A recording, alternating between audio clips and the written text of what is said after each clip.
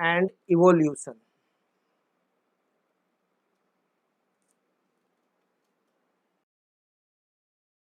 Recognizable feature of a human being or other organism like height, complexion, shape of hair, color of eyes and shape of nose and chin etc. are called characters or traits. वह recognisable features, बाहरी features जिसे देख करके हम बताते हैं कि यह आदमी गोरा है, यह लंबा है, इसकी आंखें भूरी है ना, इसके बाल घुंघराले हैं, ये सब जो होते हैं इसे कहते हैं हम लोग क्या, कैरेक्टर्स। ये क्या कहलाते हैं, कैरेक्टर्स, या कह सकते हैं इसे traits. The transmission of characters और traits from the parents to their offspring is called heredity. और इसी कैरेक्टर्स का या ट्रेट्स का जो ट्रांसमिशन होता है parents to their offspring, offsprings मतलब चाइल्ड, इज कॉल्ड हेरेडिटी, जिसे हम लोग कहते हैं क्या, heredity. In most simple terms, heredity means continuity of features from one generation to the next. Simple term में हम ये भी कह सकते हैं कि हेरिडिटी का मतलब होता है कि कंटिन्यूटी ऑफ फीचर्स, कैरेक्टर्स या traits from one generation to the next generation. Two parents, a male and a female, are involved in the sexual reproduction. The sexually reproducing organism produces sex cells or gametes. The male gametes called a sperm fuses with a female gamete called ovum or egg to form a zygote, which gradually develops into a young one or offspring, showing some similarity with the parents. हम जानते हैं कि two parents, male and female के द्वारा आपका एक new child का जन्म होता है, और इन जो न्यू चाइल्ड आता है इन दोनों में कैरेक्टरिस्टिक्स होते हैं मेल और फीमेल दोनों से। ये सब the offsprings are never a true copy of the parents. Offsprings जो होते हैं वो आपके ट्रू कॉपी नहीं होते हैं पेरेंट्स के। In fact, no two individuals are exactly alike and the members of any one species differ from one another in some characters or the other. वास्तव में यह देखा गया है कि कोई भी दो इंडिविजुअल्स एग्जैक्टली एक दूसरे के एक समान नहीं होते हैं।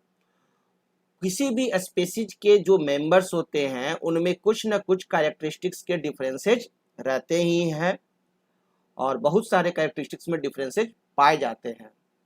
These differences are known as variations. इसी डिफरेंसेज को हम लोग कहते हैं क्या, variations. So from the biological point of view, variation is the occurrence of differences among the individuals of a species. इसलिए यदि बायोलॉजिकल पॉइंट ऑफ व्यू से देखा जाए तो वेरिएशन जो है वह अकरेंस है of difference among the individuals of a species. species एक ही species के अलग अलग individuals के बीच में आपको बहुत सारी characteristics में differences देखी जा सकती है। For example, people have different heights.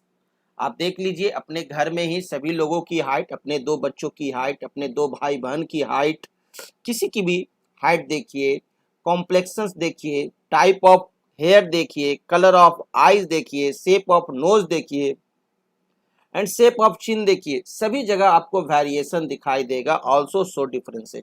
आप अपने समाज में नज़र जब घुमाएंगे अपनी सोसाइटी में तो वहाँ आप बहुत सारी डिफरेंसेज एक से दूसरे पर्सन के बीच में दिखाई देता है।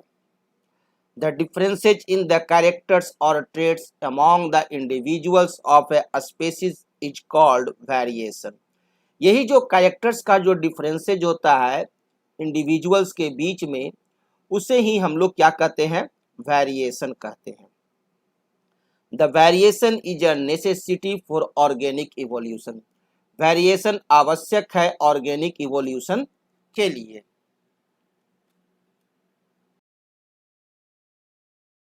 accumulation of variations. Variation found in human population. Variation जो है वह ह्यूमन पॉपुलेशन में पाया जाता है। And the reproduction of organisms produces variations. और जो भी ऑर्गेनिज्म्स आपको रिप्रोड्यूस होते हैं वो उन सभी में वेरिएशंस देखा जाता है। The variations produced in organism during successive generations get accumulated in the organism. और ये जो वेरिएशंस है वो प्रत्येक जनरेशंस के बाद आपको एक्यूमुलेटेड होते जाता है, यानी कि जुड़ते जाता है, बढ़ते जाता है। The significance of a variation shows up only if it continues to be inherited by the offsprings for several generations। और यह वेरिएशंस जो है आपको कंटिन्यू जारी रहता है और बहुत सारे जनरेशंस के जान होने के बाद, मेनी जनरेशंस के बाद वो जो वेरिएशंस होते हैं वो आपको इनहेरिटेड रहते हैं और जारी रहते हैं और फिर जाकर के और आगे अग्रसारित हो जाते हैं।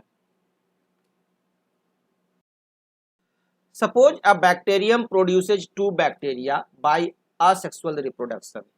अब बैक्टीरिया में तो asexual reproduction होता है। Again suppose that one of offspring bacterium has variation due to which it can tolerate a little higher temperature or little more heat than the other one। अब बैक्टीरियम जो होते हैं वो asexual reproduction से produce होते हैं, तो वहां तो वेरिएशन आपको दिखाई नहीं देगा। लेकिन यदि कोई बैक्टीरिया जो है वो आपको चला गया ऐसे टेम्परेचर में जहाँ की थोड़ा ज़्यादा गर्मी है और वहाँ रहना पड़ रहा है ना, उस लिटिल हाई टेम्परेचर या लिटिल मोर हीट पर उसे सर्वाइव करना पड़ रहा है। Now this variation of little more heat resistance will go on accumulating in the offsprings of successive generation of this bacterium. तो होता क्या है कि कुछ जनरेशंस तक उस बैक्टीरिया को उस हीट रेजिस्टेंस से के साथ युद्ध करना पड़ता है, बहुत कस के सरवाइव करने के लिए, और धीरे धीरे उसका बॉडी जो है इस तरह से आपको सरवाइव कर जाता है, बॉडी इस तरह से तैयार हो जाता है कि वो उस हाई टेम्परेचर पर उसे सरवाइव करना और रहना कुछ जनरेशंस के बाद बहुत आसान हो जाता है।